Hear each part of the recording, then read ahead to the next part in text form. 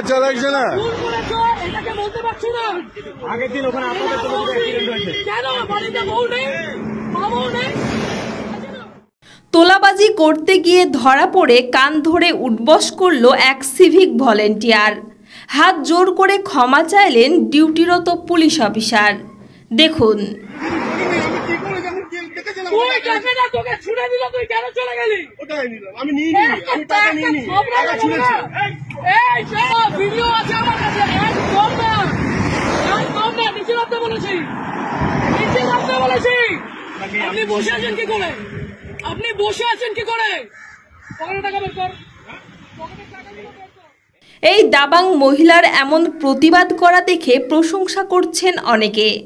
Pant shirt পরা এই মহিলার পরিচয় এখনও জানা যায়নি, তবে তিনি যেটা করে দেখিয়েছেন তাতে ঘাম ছুটে গেছে ডিউটিরত পুলিশ অফিসারের।